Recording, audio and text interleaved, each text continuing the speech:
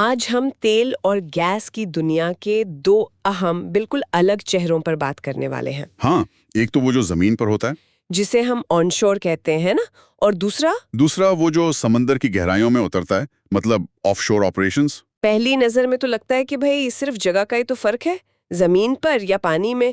लेकिन क्या ये इतना सीधा है? नहीं, बिल्कुल नहीं। हमारे पास जुबैर अहमद का एक तकनीकी शोध पत्र भी है। हाँ, वो 15 साल के अनुभवी प्लानिंग इंजीनियर हैं और ऑफशोर प्रोजेक्ट्स उनके फोकस एरिया रहे हैं। तो आज हम इसी पेपर के आधार पर इन दो दुनियाओं के बीच के जो मुख्य अंतर हैं, जो चुनौतियां हैं और जो तकनीकी बातें हैं, उन्हें गहराई से समझने की कोशिश करेंगे। बिल्कुल। मकसद सिर्फ ये बताना नहीं कि एक जमीन पर है, एक पानी में, सही। बल्कि ये समझना है कि ये अंतर इंजीनियरिंग से लेकर लागत, जोखिम, लॉजिस्टिक्स और यहाँ तक के इंटरनेशनल कानूनों तक हर चीज को कैसे बदल देता है। और क्यों ऑफशोर ऑपरेशंस इतने अलग और कहना चाहिए चुनौतीपूर्ण होते हैं। हाँ, आज इसी स्रोत से मिली जानकारी को खंगालना है, देखना है कि ऑफशोर इतना अनूठा क्यों है। तो चलिए शुरू करते हैं, देखते हैं कि सतह के नीचे क्या है। चलिए। तो सबसे पहले एकदम सीधी बात, ऑनशोर मतलब जमीन पर काम। हाँ, रेगिस्तान में, जंगल में, मैदानों में, कहीं भी जमीन पर। और ऑफशोर मतलब पानी में, आमतौर पर समंदर या महासागरों में, तट से दूर। बिल्कुल, लेकिन बस यहीं से सारी कहानी बदल जाती है। ये जो जगह का फर्क है ना, यही बाकी सब कुछ तय कर देता है। ये सिर्फ एड्रेस का फर्क नहीं है। अच्छा। ये काम करने के दो बिल्कुल अलग तरीके हैं, अपनी अपनी जरूरतें, अपनी अपनी चुनौतियां। जैसे शुरुआत लोकेशन और पहुंच से करते हैं, ऑनशोर साइट्स तक पहुंचना कैसा होता है? ज्यादातर आसान, मतलब सड़क होती है या कम से कम कच्चा रास्ता तो होता ही है। गाड़ियां, ट्रक वगैरह जा सकते हैं। हाँ, लेकिन ऑफशोर प्लेटफॉर्म वो तो तट से सैकड़ों किलोमीटर दूर भी हो सकते हैं। तो वहां कैसे पहुंचते हैं? उसके लिए तो बस दो ही रास्ते हैं, या तो हेलीकॉप्टर या फिर स्पेशल सप्लाई बोट्स। ओके। और ये दोनों ही मतलब पूरी तरह मौसम पर निर्भर करते हैं। अच्छा। हाँ, तेज हवा हो, ऊंची लहरें हों या घना कोहरा, कुछ भी हुआ तो मतलब आवाजाही बंद। बिल्कुल बंद। सप्लाई रुक गई, लोग आ जा नहीं सकते। इससे तो प्रोजेक्ट में देरी होती होगी। बहुत। जुबैर अहमद के पेपर का जो विश्लेषण है वो बताता है कि गहरे पानी के प्रोजेक्ट्स में सिर्फ मौसम की वजह से होने वाली देरी से लागत 15 से 20% तक बढ़ सकती है। 15 से 20%? ये तो बहुत ज्यादा है। हाँ, सोचिए, ये रकम कई छोटे ऑनशोर प्रोजेक्ट्स की कुल लागत से भी ज्यादा हो सकती है। इसे कहते हैं महंगा डाउन टाइम। बाप रे। अब इंफ्रास्ट्रक्चर की बात करते हैं। यहाँ भी फर्क होगा, जाहिर है। जबरदस्त फर्क। जमीन पर तो मोबाइल रिग्स होते हैं, कंक्रीट या बजरी के पैड बना लेते हैं। जरूरत पड़ी तो पास में ऑफिस, वर्कशॉप बनाना भी उतना मुश्किल नहीं। हाँ, जमीन पर चीजें सीधी हैं, लेकिन समंदर में वहां क्या होता है? वहां बात होती है विशाल स्टील स्ट्रक्चर्स की, बहुत बड़े। अच्छा। ये या तो फिक्स प्लेटफॉर्म हो सकते हैं जो समंदर के तल पर टिके होते हैं, या फिर तैरते हुए सिस्टम्स जैसे FPSO, floating production, storage and offloading vessel. Floating मतलब जहाज जैसा? हाँ, एक तरह से बड़ा जहाज, या फिर ड्रिल शिप्स होती हैं, सेमी सबमर्सिबल रिग्स होते हैं। ये तो सच में समंदर के बीच शहर बसाने जैसा लग रहा है। बिल्कुल। और ये शहर आत्मनिर्भर होने चाहिए। आत्मनिर्भर क्यों? क्योंकि मदद पहुंचने में वक्त लगता है, घंटों या शायद दिन भी लग जाएं, तो उन्हें अपनी बिजली खुद बनानी पड़ती है। अच्छा। पीने का पानी समुद्र के पानी से ही साफ करके बनाना पड़ता है। अरे वाह। और जरूरी स्पेयर पार्ट्स का बहुत बड़ा स्टॉक रखना पड़ता है, क्योंकि अगर कोई छोटी सी चीज भी खराब हो गई तो उसे मंगाने में टाइम लगता है। समझ गई। अब ड्रिलिंग पर आते हैं। जमीन के नीचे खोदना और समंदर के नीचे खोदना, क्या ये एक जैसा है? बिल्कुल नहीं, जमीन आसमान का फर्क है। अच्छा। ऑनशोर ड्रिलिंग तकनीकी तौर पर थोड़ी कम जटिल मानी जाती है, सेटअप भी जल्दी हो सकता है। ठीक है। लेकिन ऑफशोर, खासकर गहरे पानी में, वो एक बेहद मुश्किल काम है। क्यों? क्या मुश्किलें आती हैं? एक तो पानी की गहराई अपने आप में चुनौती है, फिर आपको समुद्र के तल के नीचे मतलब चट्टानों में ड्रिल करके ठीक निशाने पर पहुंचना होता है, टेढ़ा मेढ़ा रास्ता बनाकर। हाँ, उसके लिए एडवांस डायरेक्शनल ड्रिलिंग या एक्सटेंडेड रीच ड्रिलिंग जैसी तकनीकें चाहिए। और फिर समुद्र के नीचे दबाव में अचानक बदलाव आ सकते हैं, उनको संभालना पड़ता है। उसके लिए मैनेज्ड प्रेशर ड्रिलिंग जैसी खास और महंगी तकनीकें लगती हैं। उफ, जाहिर है इन सब का असर लागत पर तो पड़ता ही होगा। कितना फर्क होता है ऑनशोर और ऑफशोर की लागत में? लागत में तो सचमुच जमीन आसमान का फर्क है। कितना अंदाजा? देखिए, ऑनशोर में शायद एक कुआं खोदना या छोटा प्रोजेक्ट लगाना कुछ $1 मिलियन या ज्यादा से ज्यादा कुछ $10 मिलियन में हो जाए। ठीक है। ऑफशोर में एक अकेला बड़ा प्लेटफॉर्म बनाने, लगाने और चालू करने में कई बिलियन डॉलर्स लग सकते हैं। बिलियन डॉलर्स, बाप रे। हाँ, और रोज का खर्चा भी बहुत ज्यादा होता है। जुबैर अहमद के पेपर के विश्लेषण से पता चलता है कि ऑफशोर में सिर्फ एक दिन ड्रिलिंग का खर्चा, एक दिन का? हाँ, जिसमें रिग का किराया और बाकी सपोर्ट सर्विसेज शामिल हैं, वो खर्चा अक्सर ऑनशोर के पूरे हफ्ते के ऑपरेशनल खर्चे से ज्यादा हो सकता है। क्या बात कर रहे हैं? हर चीज महंगी है।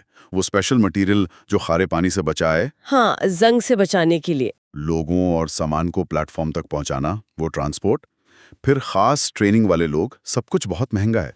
लागत के साथ साथ प्रोजेक्ट पूरा होने के समय में भी इतना ही फर्क होता होगा, मतलब खोज से लेकर तेल निकालने तक। हाँ, समय का अंतर भी बहुत बड़ा है। कितना? ऑनशोर में अगर तेल या गैस मिल गया तो प्रोडक्शन शुरू करने में कुछ हफ्ते या महीने लग सकते हैं, अगर आसपास इंफ्रास्ट्रक्चर हो तो। हाँ, लेकिन ऑफशोर में एक बड़े प्रोजेक्ट के लिए खोज से लेकर पहला तेल या गैस निकलने तक 5 से 10 साल लगना आम बात है। 5 से 10 साल? हाँ, और कभी-कभी इससे भी ज्यादा लग जाता है। इतना ज्यादा समय क्यों लगता है? इसकी मुख्य वजह है इंजीनियरिंग और कंस्ट्रक्शन की जबरदस्त जटिलता। अच्छा। आप सोचिए, एक हजारों टन वजनी विशाल प्लेटफॉर्म को पहले डिजाइन करना है, फिर उसे दुनिया के किसी कोने में फैब्रिकेशन यार्ड में बनाना है, ठीक। फिर उसे हजारों किलोमीटर दूर समुंदर में खींच कर लाना है या किसी भारी जहाज पर लाद कर लाना है। बाप रे।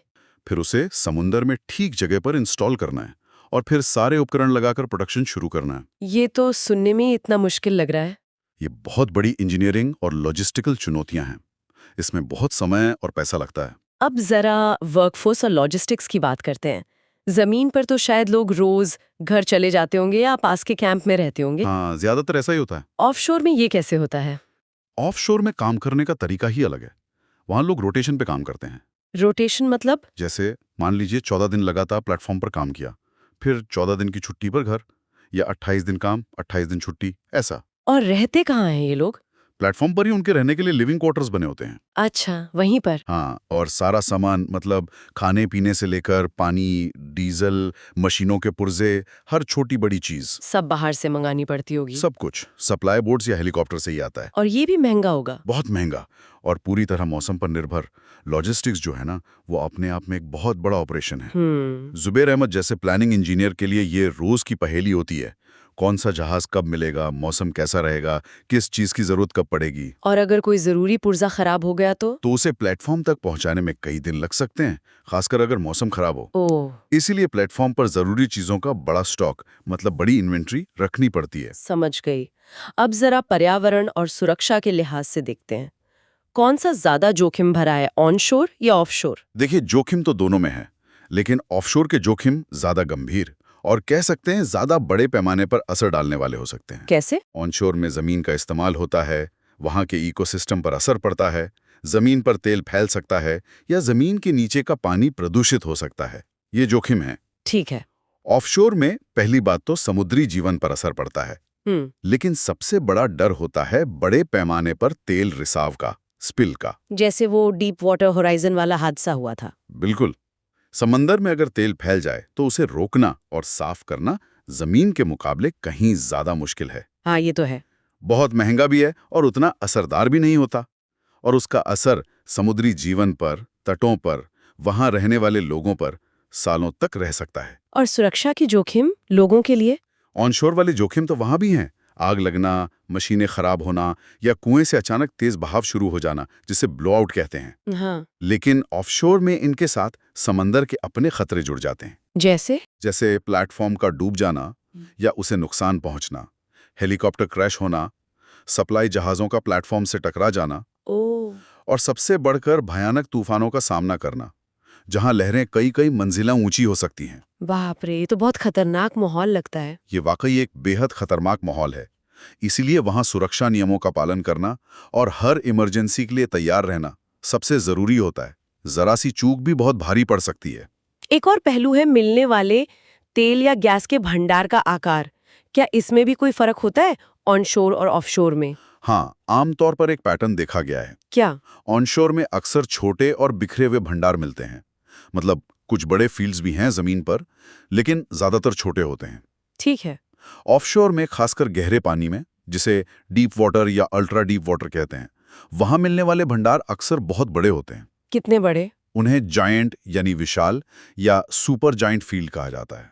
अच्छा। इन भंडारों में उत्पादन की क्षमता इतनी ज्यादा होती है कि वो ऑफशोर के भारी भरकम निवेश को सही ठहराती है। मतलब इतना बड़ा भंडार मिलता है कि अरबों डॉलर लगाना फायदेमंद हो जाता है। बिल्कुल, यही बड़े भंडार हैं जो ऑफशोर को आर्थिक रूप से संभव बनाते हैं। छोटे भंडार के लिए शायद कोई कंपनी इतना बड़ा जोखिम ना ले। और आखिर में कानूनी और राजनीतिक माहौल, क्या वो भी अलग होता है? हाँ, निश्चित रूप से। कैसे? ऑनशोर ऑपरेशन ज्यादातर उस देश के अपने राष्ट्रीय और स्थानीय जमीनी कानूनों के तहत आते हैं। जमीन लेना, स्थानीय लोगों से समझौते करना, ये सब। ठीक। ऑफशोर में मामला थोड़ा और पेचीदा हो जाता है। वहां अंतर्राष्ट्रीय समुद्री कानून लागू होते हैं। अंतर्राष्ट्रीय कानून? हाँ, देशों के एक्सक्लूसिव इकोनॉमिक जोन यानी ईईजी की सीमाएं अहम हो जाती हैं। EEZ क्या होता है? तट से 200 नॉटिकल मील तक का समुद्री इलाका, जिस पर उस देश का संसाधनों पर विशेष आर्थिक अधिकार होता है। अच्छा। और कई बार समुद्री सीमाओं को लेकर पड़ोसी देशों में विवाद भी होते हैं, जो प्रोजेक्ट को और मुश्किल बना सकते हैं। तो हमने ये सारे अंतर देख लिए। लोकेशन, इंफ्रास्ट्रक्चर, ड्रिलिंग, लागत, समय, लॉजिस्टिक्स, जोखिम, भंडार का आकार, कानून, सब कुछ अलग है। हाँ, बिल्कुल। अगर इन सब अंतरों के पीछे जो मुख्य कारण है उन्हें समेटना हो तो वो क्या होंगे? क्यों है ऑफशोर इतना अलग? मेरे ख्याल से 4 मुख्य कारण हैं। 4? कौन कौन से? पहला और शायद सबसे बड़ा कारण है खुद समुद्री वातावरण। समंदर का माहौल। हाँ, लगातार लहरें, समुद्री करंट्स, पानी की गहराई और वो खारा पानी जो हर चीज में जंग लगाता है, जिसके लिए खास मटेरियल चाहिए होता है। बिल्कुल, और वो भी महंगा। फिर मौसम का खतरा, तूफान आ गया तो काम रोकना पड़ता है और उससे भारी नुकसान होता है। ये हुआ पहला कारण। दूसरा है तट से दूरी और लॉजिस्टिक्स की चुनौतियां। हाँ, वो हमने बात की थी। हर चीज को सैकड़ों किलोमीटर दूर समंदर के बीच पहुंचाना। लोग, खाना, पानी, डीजल, हजारों तरह के पुर्जे, ये अपने आप में एक बहुत बड़ी और महंगी व्यवस्था है। सही है। तीसरा कारण क्या है? तीसरा है तकनीकी जटिलता। टेक्नोलॉजी। हाँ, मतलब समंदर के नीचे क्या है ये पता लगाने के लिए खास जहाज चाहिए, सीस्मिक सर्वे वेसल्स। फिर ड्रिलिंग के लिए वो डायनामिकली पोजिशन्ड ड्रिल शिप चाहिए जो बिना एंकर डाले एक जगह टिकी रह सके, या फिर वो विशाल प्लेटफॉर्म्स। हाँ। फिर प्रोडक्शन को समंदर के तल से सतह तक लाना, उसे प्रोसेस करना, फिर पाइपलाइन से या टैंकर से भेजना, ये सब जमीन के मुकाबले कहीं ज्यादा मुश्किल और महंगा है। और चौथा कारण, आपने आर्थिक पैमाने की बात की थी। हाँ, चौथा है आर्थिक पैमाना, इकोनॉमिक्स। मतलब ये कि क्योंकि ऑफशोर प्रोजेक्ट शुरू करने में अरबों डॉलर लग जाते हैं, तो कंपनियां इतना बड़ा जोखिम तभी उठाती हैं जब उन्हें बदले में बहुत बड़े इनाम की उम्मीद हो। यानी बहुत बड़े भंडार मिलने की उम्मीद। में तेल या गैस दे सकें और उस भारी निवेश पर अच्छा रिटर्न मिले। छोटे या मीडियम भंडार के लिए ऑफशोर जाना अक्सर फायदेमंद नहीं होता। तो इतनी सारी चुनौतियों के बावजूद ऑफशोर ऑपरेशंस आज हमारी ऊर्जा जरूरतों के लिए कितने जरूरी हैं? बहुत ज्यादा जरूरी हैं। आंकड़े क्या कहते हैं? आंकड़े बताते हैं कि दुनिया का लगभग 30% कच्चा तेल, 30%? हाँ, और करीब 27% प्राकृतिक गैस ऑफशोर से ही आती है। ये तो बहुत बड़ा हिस्सा है। बिल्कुल, और ये सेक्टर हर साल 150 से 200 बिलियन डॉलर का निवेश खींचता है। 150 से 200 बिलियन डॉलर? हाँ, और दुनिया भर में लाखों लोगों को इससे रोजगार मिलता है, डायरेक्ट और इनडायरेक्ट। कौन से इलाके हैं जहां ज्यादा ऑफशोर काम होता है? कई हैं, जैसे फारस की खाड़ी, वहां सऊदी अरामको का सफानिया फील्ड है, दुनिया का सबसे बड़ा ऑफशोर तेल क्षेत्र। अच्छा। फिर मेक्सिको की खाड़ी है, नॉर्थ सी उत्तरी सागर है, पश्चिम अफ्रीका है, ब्राजील का गहरा पानी वाला इलाका है। ये सब बहुत अहम है। और जाहिर है इतने मुश्किल हालात में काम करने के लिए टेक्नोलॉजी ने भी बहुत तरक्की की होगी। अरे जबरदस्त तरक्की हुई है। कब से शुरू हुआ था ये ऑफशोर का काम? पहली शुरुआत 1940 के दशक में मेक्सिको की खाड़ी में हुई थी। तब पानी ज्यादा गहरा नहीं था, छोटे जैकेट प्लेटफॉर्म लगते थे। और आज तो हम अल्ट्रा डीप वाटर में काम कर रहे हैं, मतलब 3000 मीटर यानी करीब 10,000 फीट से भी ज्यादा गहरे पानी में। 10,000 फीट? हाँ, और इसके लिए अविश्वसनीय तकनीकें बनी हैं, जैसे FPSOs। हाँ, वो तैरने वाले जहाज। सबसी प्रोसेसिंग यूनिट्स, जो समंदर के तल पर ही तेल गैस को प्रोसेस कर देती हैं। अरे वाह! और यहाँ तक कि रिमोट से चलने वाले बिना इंसान वाले प्लेटफॉर्म भी बन रहे हैं। बिना इंसान वाले, कमाल है। आपने FPSO का जिक्र पहले भी किया था, ये इतने खास क्यों है? FPSO, floating production storage and offloading vessel, ये असल में बड़े जहाज जैसे होते हैं। इन्हें एक तेल या गैस फील्ड के ऊपर लाकर एक जगह रोक दिया जाता है, मूर कर दिया जाता है। ठीक है। ये वहीं पर कुओं से आने वाले तेल गैस को प्रोसेस करते हैं, फिर उसे अपने टैंकों में स्टोर करते हैं। और फिर समय समय पर टैंकर जहाज आते हैं और ये एफपीएसओ अपना स्टोर किया हुआ तेल या गैस उन टैंकरों में लोड कर देते हैं। अच्छा, इनका फायदा क्या है? सबसे बड़ा फायदा ये है कि ये गहरे पानी और दूर दराज के इलाकों के लिए बहुत अच्छे हैं, जहां समंदर के नीचे पाइपलाइन बिछाना या तो बहुत महंगा है या मुमकिन ही नहीं है। इनकी वजह से ही ब्राजील के प्री सॉल्ट जैसे बेहद गहरे पानी वाले बड़े इलाके विकसित हो पाए हैं। समझ गई। और वो सबसी सिस्टम्स क्या थे? सबसी यानी समंदर के तल पर लगने वाले सिस्टम्स। ये भी इंजीनियरिंग का एक कमाल है। इसमें क्या होता है? इसमें जो कुएं का मुंह होता है, वेलहेड, और जो जरूरी वाल्व वगैरह होते हैं जिन्हें क्रिसमस ट्री कहते हैं। Christmas tree. हाँ, उनका आकार वैसा होता है इसलिए। तो ये सब प्लेटफॉर्म पर ना होकर सीधे समंदर के तल पर ही लगाए जाते हैं। अच्छा। जमीन पर, मतलब सीबेड पर। बिल्कुल। और फिर वहां से तेल या गैस को पाइपलाइन या फ्लो लाइन के जरिए पास के किसी प्लेटफॉर्म या एफपीएसओ या सीधे तट तक भेज दिया जाता है। इसका क्या फायदा है? इसका फायदा यह है कि इससे छोटे छोटे बिखरे हुए भंडारों को निकालना भी फायदेमंद हो गया है, या जो भंडार पहले से मौजूद इंफ्रास्ट्रक्चर से दूर हैं, उन्हें भी विकसित किया जा सकता है। मतलब पहले शायद इन्हें छोड़ दिया जाता होगा। हाँ, शायद पहले ये आर्थिक रूप से फायदेमंद नहीं लगते होंगे। तो ये सब दिखाता है कि ऑफशोर इंडस्ट्री कैसे लगातार नई नई तकनीकें बना रही है मुश्किलों का सामना करने के लिए। तो पूरी तस्वीर देखें तो साफ है कि ऑनशोर और ऑफशोर दोनों ही जरूरी हैं तेल और गैस उद्योग के लिए। बिल्कुल। चुनाव इस पर निर्भर करता है कि आपका लक्ष्य क्या है, आपके पास संसाधन कैसे हैं और आप कितना जोखिम उठा सकते हैं। ऑनशोर का क्या कहेंगे? ऑनशोर ऑपरेशन आमतौर पर सस्ते होते हैं, तेज होते हैं और जोखिम भी कम होता है। तो ये किसके लिए ज्यादा सही है? ये छोटे भंडारों को निकालने के लिए या उन देशों के लिए ज्यादा ठीक है जो जमीन से घिरे हैं या जिनके पास जमीन पर ही आसानी से मिलने वाले भंडार हैं। और ऑफशोर? ऑफशोर एक तरह से ऊंचे दांव वाला खेल है, हाई स्टेक्स गेम। लागत बहुत ज्यादा, जोखिम बहुत ज्यादा, लेकिन संभावित इनाम भी उतना ही बड़ा हो सकता है, क्योंकि वहां बड़े भंडार मिलने की उम्मीद होती है। हाँ, ये दुनिया के सबसे बड़े हाइड्रोकार्बन भंडारों तक पहुंचने का जरिया है, जो अक्सर समंदर के नीचे गहरे दबे होते हैं। तो कंपनियां अरबों डॉलर का निवेश और सारी इंजीनियरिंग की चुनौतियां इसीलिए स्वीकार करती हैं। बिल्कुल, क्योंकि यहां से मिलने वाला उत्पादन दशकों तक चल सकता है और दुनिया के एनर्जी मार्केट में उनकी पोजीशन मजबूत कर सकता है। संक्षेप में कहें तो? संक्षेप में कहें तो सिद्धांत तो एक ही है, जमीन में छेद करके तेल या गैस निकालना। हाँ। लेकिन ऑफशोर बनाम ऑनशोर का फर्क सिर्फ लोकेशन का नहीं है।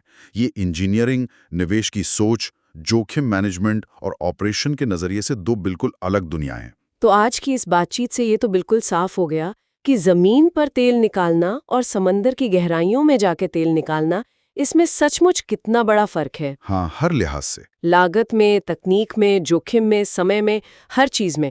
ऑफशोर ऑपरेशंस तो वाकई इंजीनियरिंग की हदें और इंसानी कोशिशों का एक प्रतीक लगते हैं। ये वास्तव में इंजीनियरिंग की जटिलता, बड़े पैमाने पर लॉजिस्टिक्स और बहुत कड़े रिस्क मैनेजमेंट का एक असाधारण मेल है, और ये हमारी दुनिया की ऊर्जा सप्लाई के लिए बहुत जरूरी भी है। और यहीं पर जुबेर अहमद जैसे प्लानिंग इंजीनियर की भूमिका बहुत अहम हो जाती है। कैसे? उनके लिए ये सिर्फ कागज पर बनी योजनाएं या नंबर नहीं है, ये रोज की जीती जागती चुनौतियां हैं। अच्छा। जैसे अचानक तूफान आ गया तो सप्लाई बोट का रास्ता बदलना, हजारों किलोमीटर दूर बन रहे किसी जरूरी उपकरण को टाइम पर साइट पर पहुंचाना, मौसम के पूर्वानुमान देखकर काम की प्लानिंग करना, और इन सब के बीच सुरक्षा का भी ध्यान रखना। बिल्कुल, सुरक्षा के सबसे ऊंचे स्टैंडर्ड्स बनाए रखना। ये सब मिलकर ही एक कामयाब ऑफशोर प्रोजेक्ट को मुमकिन बनाते हैं। और जाते जाते सुनने वालों के लिए एक सवाल छोड़ जाते हैं। हाँ, जैसे जैसे दुनिया अपनी बढ़ती ऊर्जा जरूरतों को पूरा करने के लिए और भी गहरे पानी और ज्यादा मुश्किल समुद्री माहौल की तरफ देख रही है, तो ये जो बेहद जटिल और महंगी ऑफशोर तकनीकें हैं, इनकी बढ़ती पर्यावरणीय चिंताएं भी हैं और आर्थिक लागत भी बहुत ज्यादा है। हाँ। तो भविष्य में इन दोनों के बीच संतुलन कैसे बनेगा? ये वाकई एक बड़ा सवाल है, इस पे सोचने की जरूरत है।